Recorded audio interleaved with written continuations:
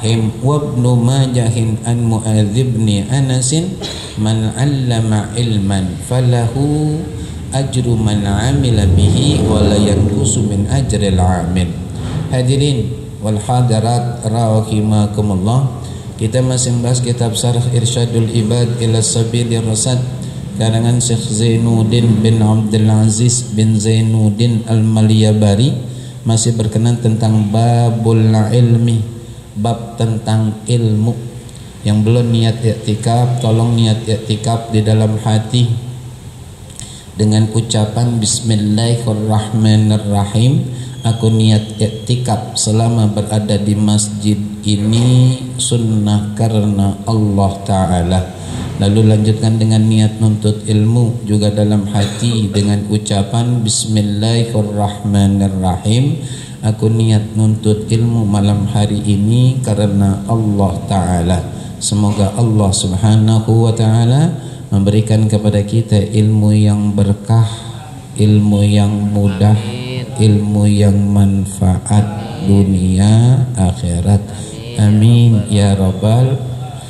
Kita lanjutkan Bismillahirrahmanirrahim. Wa Ibnu Majahin an Mu'adz bin Anas dari Sayyidina Abdullah bin mana dia itu Ibn Majah dari Sayyidina Mu'adz ibn Anas radhiyallahu anhu, baginda Nabi besar Muhammad sallallahu alaihi wasallam bersabda, man 'allama ilman, barang siapa dari kita umat Islam, laki juga perempuan, mengajarkan satu ilmu kepada orang lain, maka hadirin wal hadirat rahimakumullah, yang cakep, yang benar, kita nih sebagai kepala keluarga khususnya dan ibu rumah tangga umumnya, ketika memang kita nggak tahu, kita cari tahu, alias kita belajar. Habis udah kita belajar, kita tahu, kita faham, kita amalin dan kita ajarin amek anak turunan kita. Kita ajarin. Maka sebaik-baik warisan adalah ilmu. Sebaik-baik warisan adalah ilmu. Kita yang ngajarin. Kita nggak tahu syukron, kita yang ngaji. Maaf, jangan diserahkan ame orang lain ketika memang kita mampu. Gitu. Tapi kalau memang, sekali lagi minta maaf, kalau kita memang nggak mampu, ya nggak apa-apa, monggo kita serahkan kepada orang lain. Yang penting apa yang dibutuhkan oleh anak turunan kita untuk lancarnya belajar dan dapat redho gurunya, siap udah. Mestinya begitu. Sehingga insya Allah walau nggak langsung kita ngajarin anak turunan kita, tapi kita tetap dapat pahala jariah dari Allah Subhanahu wa Ta'ala. Ya. Ini karena kan perintah Allah begitu jelas buat kita umat Islam. A'udzubillahi minasyaitonirrajim. Ya ayyuhalladzina amanu qu anfusakum wa ahlikum. Wahai orang-orang beriman, jagalah dirimu, jaga keluargamu. Nah, kita cara jaganya, kata Sayyidina Ali karramallahu wajah, allimuhum wa addibuhum. Ajarkan mereka, didik mereka dengan pengajaran dan didikan Islami. Kita nggak tahu, cari ame guru kita ampe paham. Udah paham, amalin, bagiin, ajarin ame anak turunan kita, maka kita jadi nyaman di dunia, nyaman. Orang maaf banyak hartanya, tinggi jabatannya, cakep kendaraannya, mewah luas rumahnya, belum tentu bahagia, belum tentu tenang hidupnya, illa kecuali dia punya ilmu, dan ilmu itu yang menjadikan dia itu untuk lebih dekat lagi kepada Allah Subhanahu wa Ta'ala. Tenang jadi hidupnya. Kalau cuman harta doang, enggak hadirin wal hadirat, asli itu. Bahkan dia jadi budaknya. Kalau dia mempertuhankan jabatan, maka dia berupaya itu jabatan jangan sampai turun. Walau udah masa pergantian, Emang apa? Dipertuhankan jabatan. Tapi kalau ilmu tenang dia. Orang mau openin kagak openin tenang. Modal ilmu. Jangankan di dunia, di kuburan tenang. Kan begitu kata baginda Nabi besar Muhammad sallallahu alaihi wasallam, al ulama warathatul anbiya yuhibbuhum ahlus sama wa yastaghfiru lahumul hitan fil bahr idza matu ila yaumil qiyamah. Orang-orang yang punya ilmu itu adalah pewaris para nabi, alias untuk melanjutkan dakwah baginda Nabi besar Muhammad sallallahu alaihi wasallam. Yuhibbuhum ahlus sama, beliau-beliau yang punya ilmu gitu. Ya, diamalkan dan diajarkan itu dicintai oleh penduduk langit, malaikat dan bidadari. Wa yastaghfiru lakumul khitan fil bahar, bahkan ikan-ikan di laut memohonkan ampun buat mereka. Idza matu ila yaumil qiyamah, ketika mereka sudah meninggal dunia sampai hari kiamat, sampai hari kiamat. Maka hadirin jamaah rahimakumullah, sekali lagi yang kita utamain, kita dulu cari, kemudian kita ajarkan kepada orang-orang yang menjadi tanggung jawab kita. Tadi ada acara santunan yatim di salah satu masjid. Saya nggak bicara yatimnya, tapi saya bicara hijrahnya. Saya bilang ini hijrah gitu, yang menjadi satu patokan dari Sayyidina Umar untuk mengusulkan awal perhitungan waktu dalam Islam hijrahnya Rasulullah. Kalau dulu itu ada hijrah makani, setelah Fathu Makkah yang ada adalah hijrah maknawi, dari yang kurang bagus kepada yang bagus, dari yang udah bagus kepada yang lebih bagus lagi. Dan ini pun saya katakan, Muharram itu mau kita terima ataupun tidak terima, akui ataupun tidak, adalah perubahan waktu. Yang judulnya hakikat jatah hidup kita berkurang, makin dekat sama kematian. Makanya tolong gitu ya, deketin Allah, rubah gaya hidup dan kehidupan kita, utamanya pelihara sholat. Maka Allah akan pelihara kita sama keluarga kita, bukan cuma dunia, akhirat pun Allah pelihara. Kan begitu saudara ya, begitu. Nah ini anak-anak kita juga begitu. Kita pesenin banget nih. Emang kenapa? Sebab kaitannya kuat. Jangan ampe gitu ya, kita menjadi beban ya kan, buat kehidupan anak-anak di dunia, dan anak-anak menjadi beban untuk kehidupan kita besok di akhirat ya. Maka kita ajarin anak kita, belum tahu ya kita kasih tahu. Falahu ajru man amila bihi wa la yanqusu min ajril amil. Maka kata baginda Rasul, bagi orang tersebut ada pahalanya, ada ganjarannya. Man amila bihi, ya kan? Kepada orang yang melakukannya, wa la yanqusu min ajril amil, dan enggak dikurangi oleh Allah pahala dari orang yang melakukan. Artinya kalau kita ngajarin kebaikan, lalu orang tersebut paham, kemudian dia beramal dengan apa yang kita ajarin, kita dapat pahala itu kayak dia. Tapi pahala dia kata Rasulullah Allah nggak kurangin. Kan cakep tuh begitu hadirin.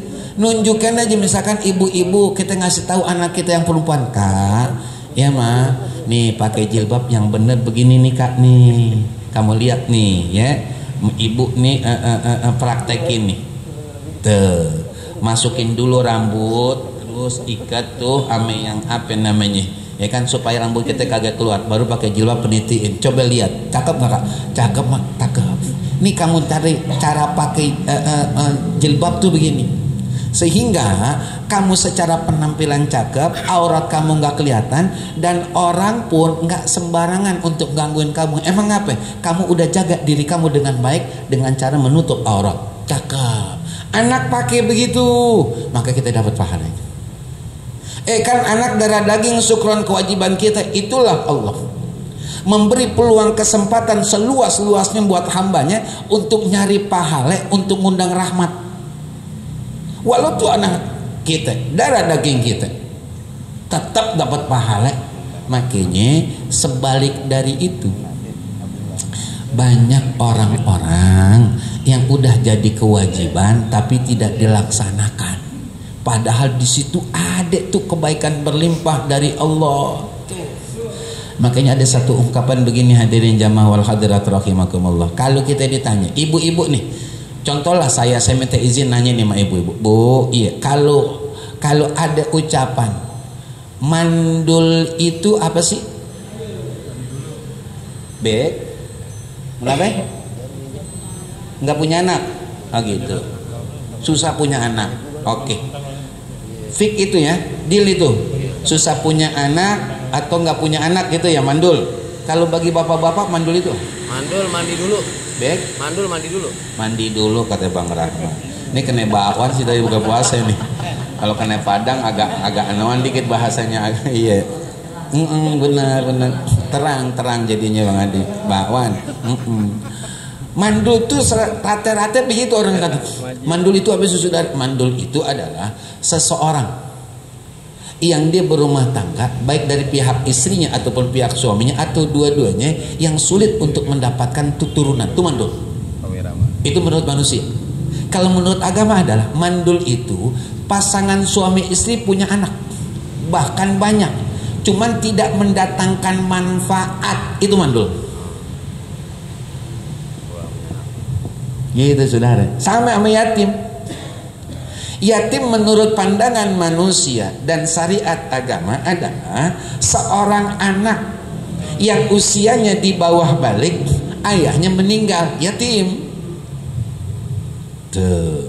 Tapi yatim yang orang tuanya masih utuh lebih banyak ketimbang yatim yang ayahnya nggak ada. Siapa mereka? Anak-anak yang hilang atau tidak mendapatkan kasih sayang, perhatian, pendidikan dari orang tuanya. Itu yatim. Itu yatim.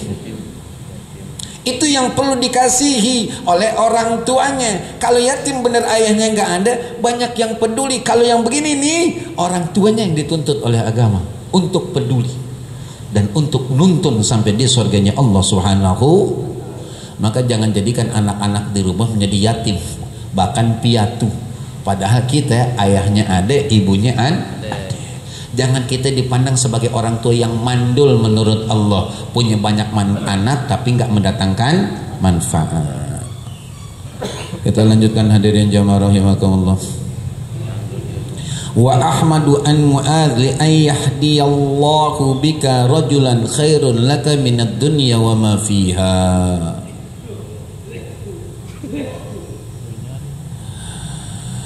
Dari Imam Ahmad dari Sayyidina Mu'adz, semoga Allah meridhai beliau, baginda Rasul sallallahu alaihi wasallam bersabda, menunjuki seseorang ya, akan sebuah kebaikan karena Allah itu lebih baik bagi kamu ketimbang dunia dan seisinya. Ini juga pelajaran nih dari Rasulullah, gitu. Ada orang misal nih, ada orang gak sholat, kita ajak ngobrol seukuran 15 menit setengah jam, obrolannya obrolan akrab, obrolan kekeluargaan, tapi semuanya itu isinya durian montong, alias nikmat banget nih, semuanya berisi nih omongan, ukuran 15 menit setengah jam. Kemudian beliau sadar alhamdulillah, lalu beliau peduli banget sama sholat. Apa kata baginda Rasul? Itu lebih baik buat ente ketimbang dunia dan seisinya. Nih hadirin wal hadirat.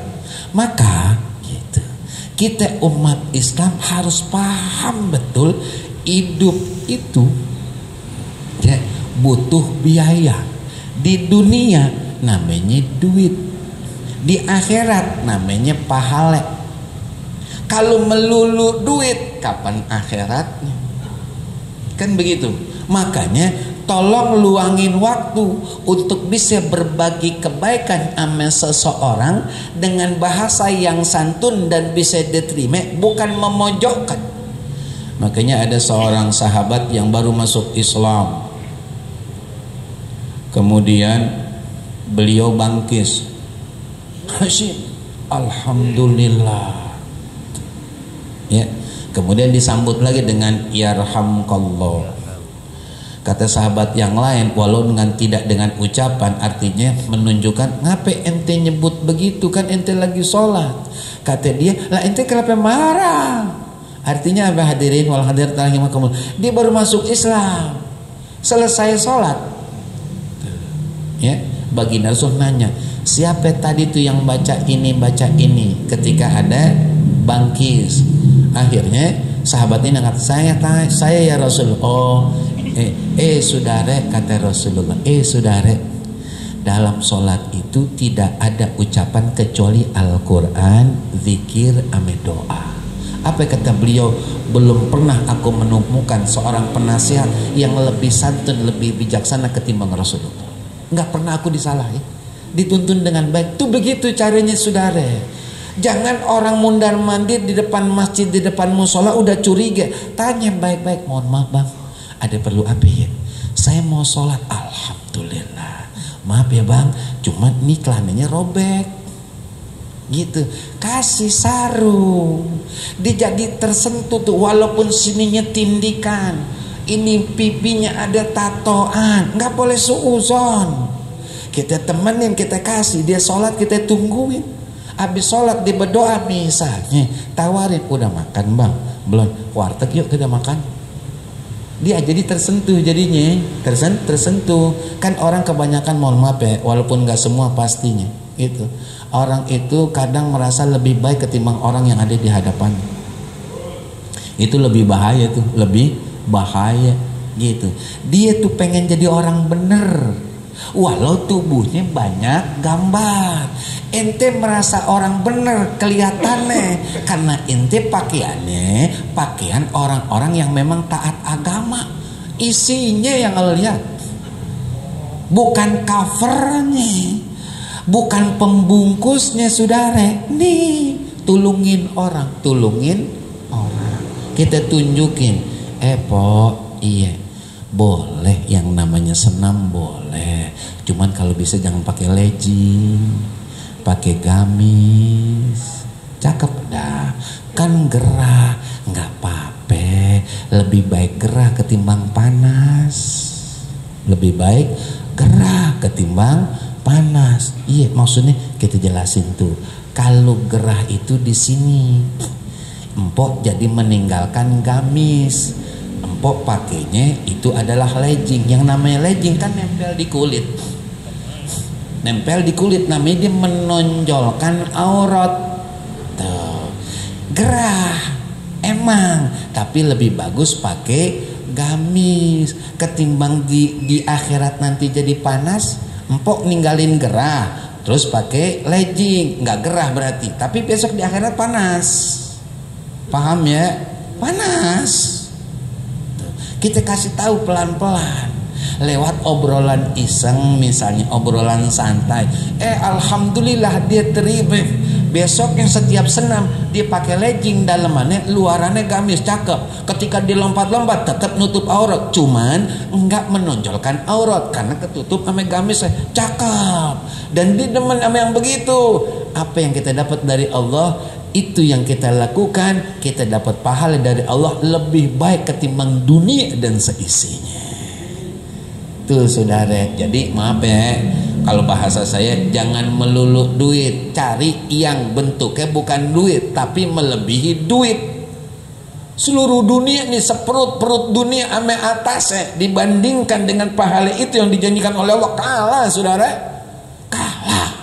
Makanya yang pernah saya sampaikan, kita sholat sunnah fajar itu secara tidak langsung Allah menetapkan di dalam hati kita, maaf, untuk nggak rakus dunia. Emang kenapa syukran? Sebab orang yang melanggengkan ikhlas sholat sunnah fajar, Allah mendidik dia, ini nih, kalau ente jadiin modal sampai kiamat cukup. Raqatal fajri khairun minad dunya wa ma fiha. Salat sunnah fajar yang ente lakukan lillah, caranya ikutin Rasulullah. Ente selesai itu salam kanan, tengah, salam kiri, selesai, ente dapat kata Rasulullah dari Allah, itu lebih baik ketimbang dunia dan seisinya. Kalau diwujudin, ente hidup berapapun lamanya cukup buat di dunia. Artinya apa? Allah mendidik kita jangan rakus. Ini nih ente udah jadi orang kaya di pandangan Allah. Walau ente usahanya naik sepeda ontel bukan BMW, kaya ente. Tuh agama tuh ngajarinnya, mohon maaf, melulu enggak duit. Ada urusan akhirat yang perlu kita cari, ya kan, hasilnya dapat pahala, ngundang rahmat Allah Subhanahu wa taala. Wa ibnun Najjari an Ibni Abbasin al-ghudu warrawahu ilal masajid fi ta'limil ilm afdalu indallah minal jihadi fi sabilillah. Dari Imam Ibn Najjar, dari Sayyidina Abdullah bin Abbas, semoga Allah meridhai beliau, baginda Rasul sallallahu alaihi wasallam bersabda, pagi dan petang berangkat ke masjid dengan tujuan untuk menghadiri ta'lim, belajar ilmu agama, afdalu, lebih utama, lebih afdal indallah, di sisi Allah, minal jihadi fi sabilillah, ketimbang jihad di jalan Allah Subhanahu wa taala. Sekarang hadirin wal hadirat, pahala yang paling tinggi kalau kita apa namanya ya atau-atauin itu adalah pahala kita jihad fisabilillah, angkat senjata.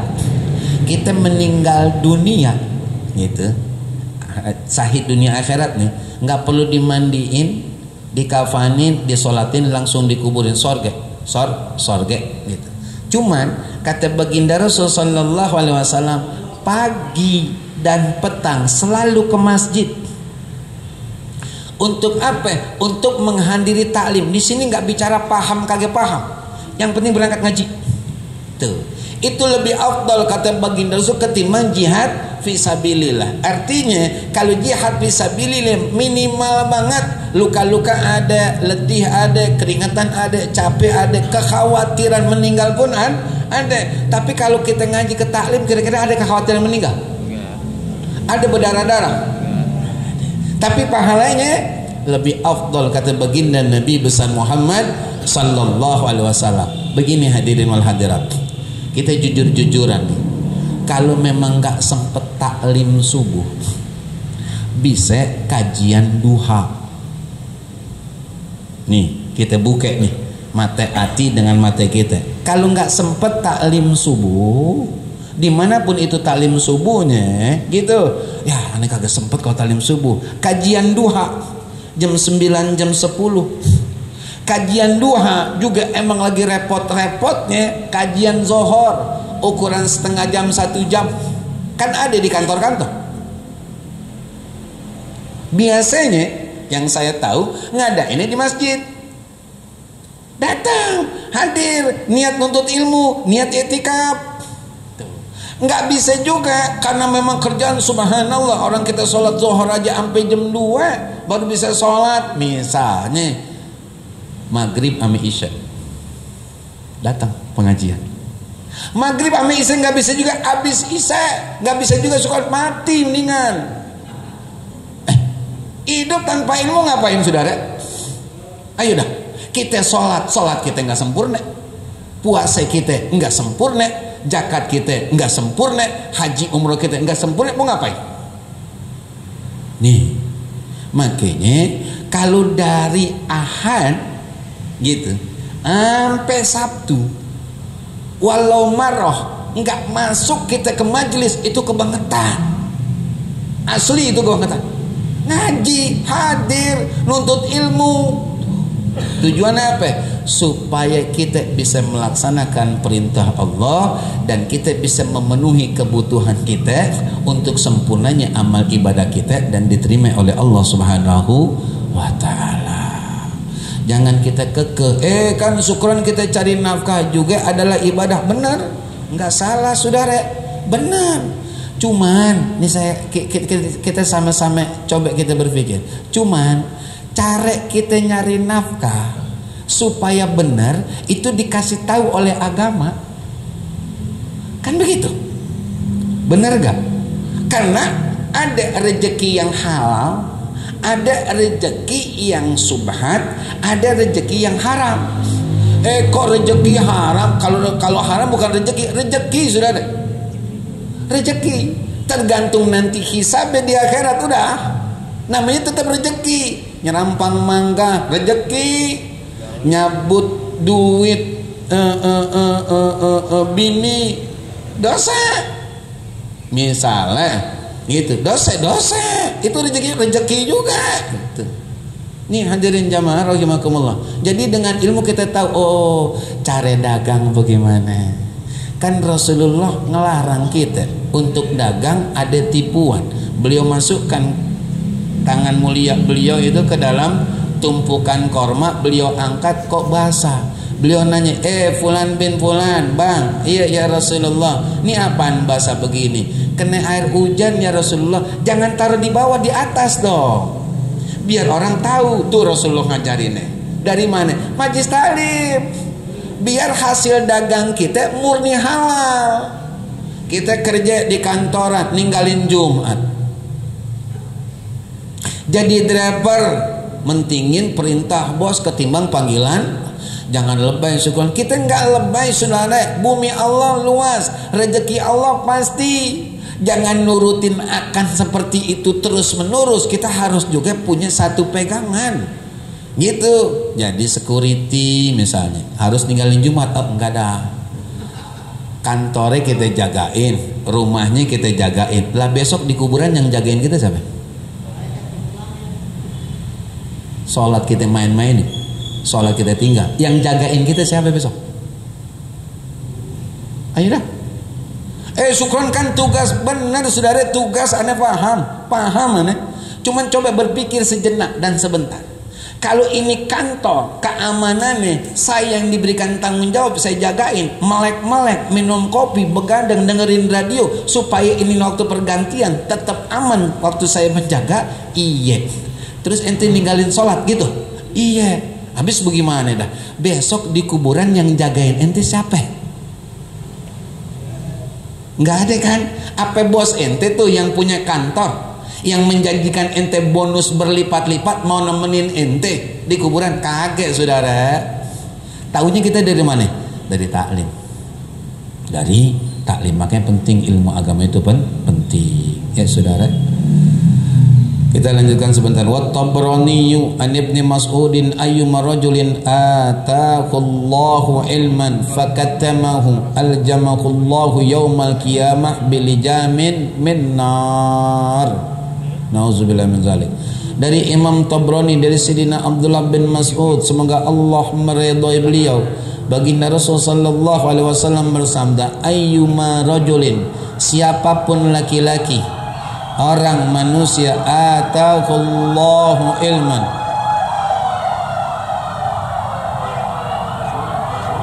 Allah anugerahkan kepadanya ilmu, fakatamahu, dia sembunyikan ya, aljamakullahu yaumal qiyamah bilijamin min nar, maka orang tersebut kelak di hari kiamat mulutnya dikekang dengan kekangan dalam api neraka. Jadi maafin kita kalau punya ilmu gitu ya, berbaik-baiklah sama orang. Maaf bukan lebay juga. Jangan patok bayaran. Ente perlu ilmu, ente mau belajar Quran, ente mau belajar ini dan seterusnya. Iya Pak Ustadz, iya. Sebulan berapa kali? 2 kali dah Pak Ustadz. Jadi setiap 2 pekan sekali, 2 pekan sekali. Iya. Setiap satu pertemuan 150 ya.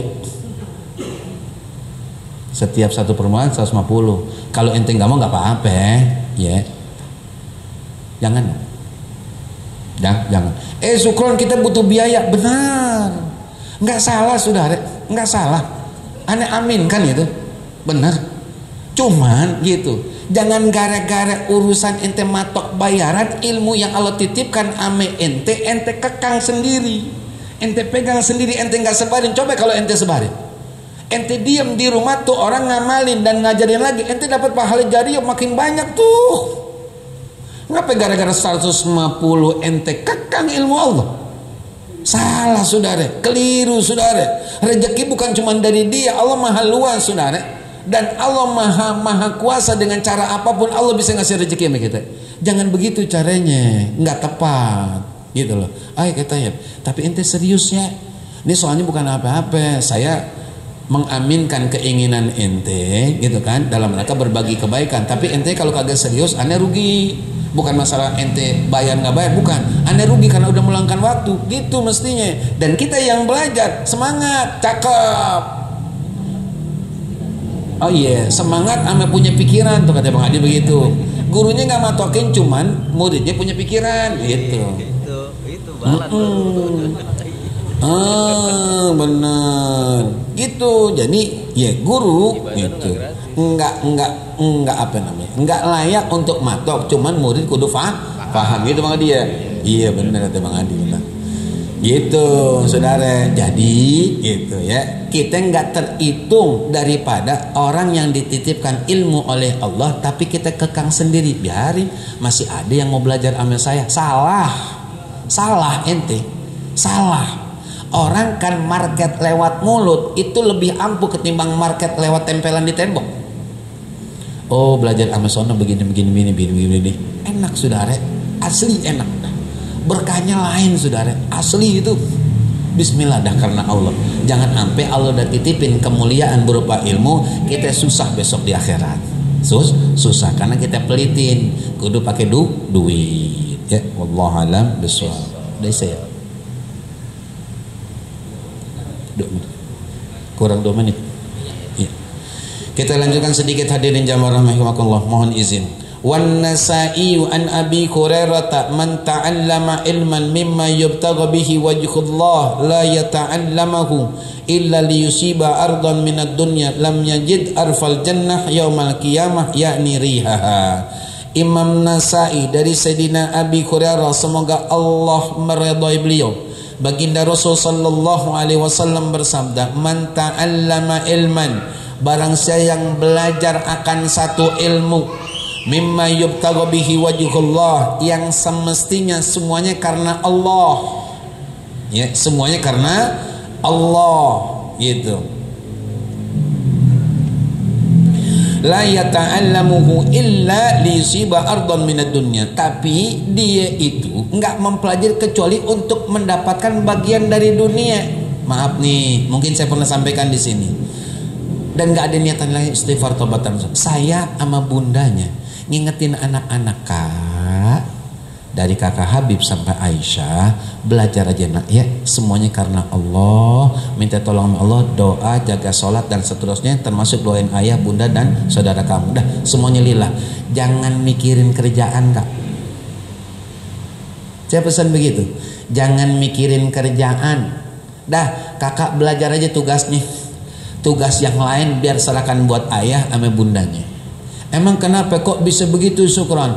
Kalau ada orang tua membiayain anak ke sekolah alias belajar, tujuannya, nah kalau kamu sekolah di sini, belajar di sini, gampang cari kerjanya, jadi ayah nggak begitu capek ame ibu kamu, itu bapak ame ibu minimal banget nggak dapat pahala jariah.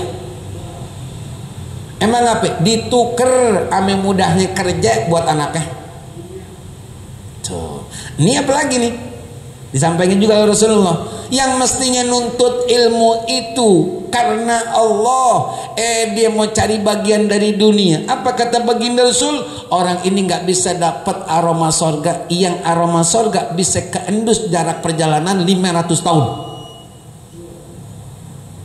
Makanya alhamdulillah kalau saya sih begitu, dan saya punya keyakinan gitu. Selama kita nurut, taat, tunduk sama Allah, hidup kita nggak bakalan susah. Nggak bakalan susah, asli. Kakak Habib nih, ya kan, mau begini di travel, silakan Kak. Yang penting jangan ganggu pelajaran. Dan itu bukan tujuan kamu. Tujuan kamu adalah belajar, bukan kamu masuk travel, bukan. Iya ini lagi liburan ya, biar dapat kegiatan sambil aku juga ngulang-ngulang hafalan di Masjidil Haram. Monggo, silakan Kak, nggak masalah. Tapi ingat, karena ini juga pesan Buya, pesan Said Hasib sama saya waktu di luar, boleh berangkat haji, yang penting gak ganggu pelajaran. Saya pesan juga begitu sama kakak Habib dan semuanya. Silakan kalau kamu mau liburan jangan pulang, kamu umroh aja. Kalau ada tawaran travel bukan itu tujuan kamu, ya tujuan kamu belajar. Kalau mau bantu monggo silakan, tapi bukan duit kak. Sekalian kamu bisa ngulang-ngulang hafalan kamu di Masjidil Haram. Alhamdulillah. Jadi begitu saudara. Jadi kita nih udah capek biar ada bayarannya sama Allah, dari Allah sampai kiamat. Caranya jangan jangan arahkan anak-anak kita belajar itu untuk bisa kerja, bukan. Biar mudah dapat kerjaan, bukan. Untuk dapat redha Allah, supaya pahala jariah kita tetap dapat, supaya aroma surga pun masih bisa kita endus pastinya, dan kita ada di dalamnya insya Allah. Hadirin wal hadirat rahimakumullah, karena waktu udah masuk isya ya, sebelum kita berdoa ini ada permohonan doa diantaranya untuk guru kita Mukarram Ustadz Haji Sakarudin yang sedang kurang sehat, juga Bapak Andi Sonet, juga semua dari keluarga kita, juga mungkin diri kita, baik itu jasmaninya ataupun rohaninya. Semoga dengan barokah mujizat suratul Fatihah ini segala penyakit yang ada dan yang dirasa, khususnya kepada guru kita Ustadz Haji Sakarudin, saudara kita Bapak Andi Sonet, segera diangkat oleh Allah Subhanahu wa taala, diberikan kesehatan dan kesembuhan yang sempurna, jauh lebih baik dari sebelum-sebelumnya, agar bisa kembali beraktivitas sebagaimana biasa, meningkatkan iman dan takwa, juga berkumpul bersama keluarga dalam keadaan bahagia.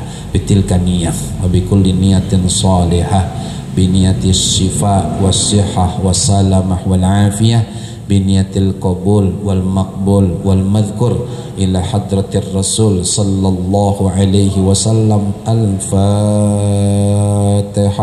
A'udzu billahi minasyaitonir